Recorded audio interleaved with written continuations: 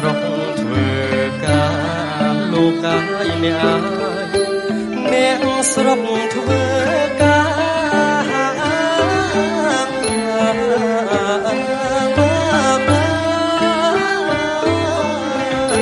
ធ្វើការគ្រប់ដៃមានជាងឈូងឈើរៀបធ្វើផ្ទះថ្មីមានជាងឈូងឈើរៀបធ្វើផ្ទះថ្មីរីពួកស្រីលោកកាយអ្នករីពួកស្រី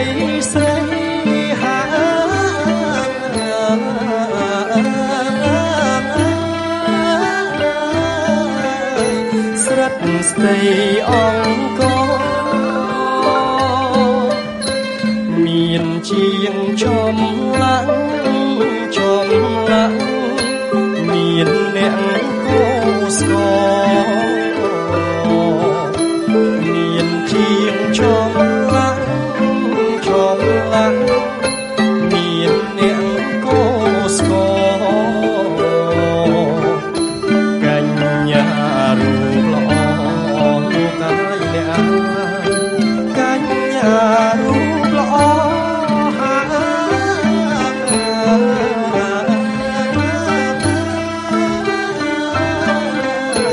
រៀនថ្មាញរវៃ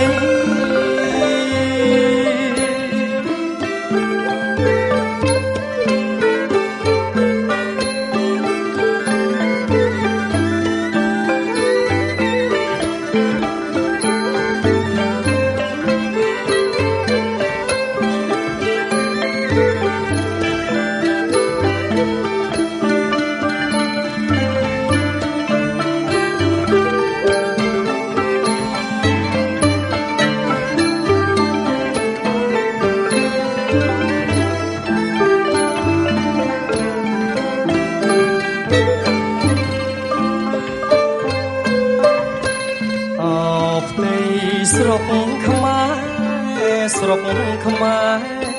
យប់ខែភ្លឺថ្លាអោផ្ទៃស្រុកខ្មែរយប់ខែភ្លឺថ្លាអ្នកស្រុកធ្វើការលោកកាយអ្នកស្រុកធ្វើការ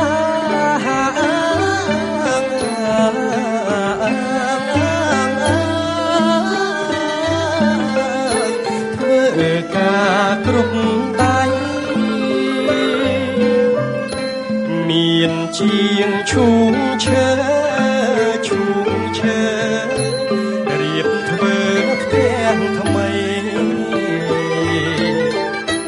មានជាងឈូងឈើរៀបធ្វើផ្ទះថ្មី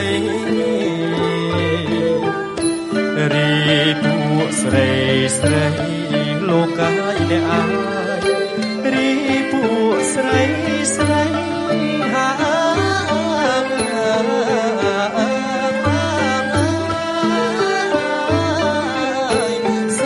ស្ដី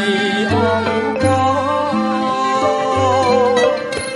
មានជាងចំឡាំងមានអ្នកកោស្គមានជាងចំឡាំងមានអ្នកកោស្គកញ្ញារូបល្អលោកកាយអ្នកកញ្ញារូបល្អ